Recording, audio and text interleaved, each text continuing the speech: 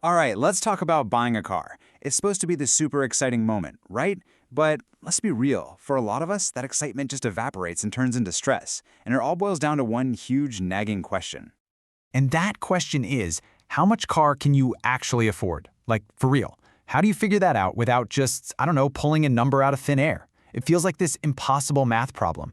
But what if I told you there's a super simple, straightforward guideline that can just give you the answer? Well, you're in luck. Let's get right into it. It's called the 20-4-10 rule, and honestly, it's an amazing tool that's designed to just slice right through all that confusion and give you a clear, responsible budget for your next car.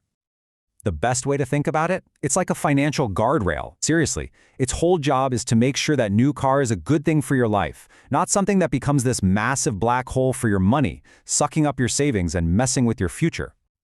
Okay, so what do these numbers 24 and 10 actually mean? Let's break this thing down piece by piece, because each number is a really important part of buying a car the smart way. First up is the 20. Super simple. This means a 20% down payment. So if you're looking at a car that's, say, $20,000, you need to be ready to put $4,000 down in cash. This does a couple of big things right away. It shrinks the amount you have to borrow and tells the lender you're serious. All right, next up is the 4, and this one is huge. This is your loan term. The rule says you should finance the car for no more than 4 years. Now, dealerships, they love to push those 6, 7, even 8-year loans, right? Because it makes the monthly payment look tiny. But don't fall for it. A shorter loan means you pay way less in interest over time. Plus, you avoid that awful situation where you're underwater on the loan, owing more than the car is even worth. And last but not least, the 10. And honestly, this might be the most important piece of the whole puzzle. This says that your total car expenses for the month, and I mean everything, the payment, insurance, gas, even what you think you'll spend on oil changes and stuff, all of that combined should be less than 10% of your gross monthly income. That's your income before taxes. So let's put it all together. The 24-10 rule is basically a 3-point safety check. Put 20% down, finance for 4 years max, and keep all your car costs under 10% of your monthly pay. That's it. It's a complete, simple framework to make sure you can actually truly afford your car. Okay, that all sounds great in theory, right? But let's see how this actually plays out in the real world. I think running some numbers with an example will make it crystal clear. So let's imagine you make $4,000 a month, and you found a car you love for $25,000. Okay, let's apply the rule. First, 20% down on $25,000 is $5,000, so you're financing $20,000. Now for the most important part, 10% of your monthly income is $400. That means your total car budget, your payment, your insurance, gas, all of it, cannot go over $400 a month. That is your absolute limit.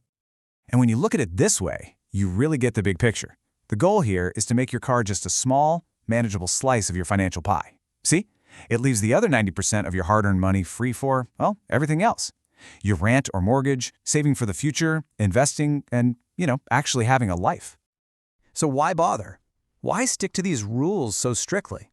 Well, the answer is simple. Because the payoff for this little bit of financial discipline is just massive. It really is about protecting your financial future. I mean, think about it. Following this rule stops you from getting tempted and buying way more car than you can really handle. It keeps you from getting underwater on that loan, which is a terrible place to be. It actually encourages you to save up that down payment, which is a great habit. And maybe most important of all, it just keeps your whole budget healthy, leaving room for all the other important stuff. But what if you're someone who's super cautious with money? Or maybe you're just really trying to hit some big financial goals, like fast. Well, believe it or not, there's an even more conservative version of this rule out there. Think of it as the extra safe path.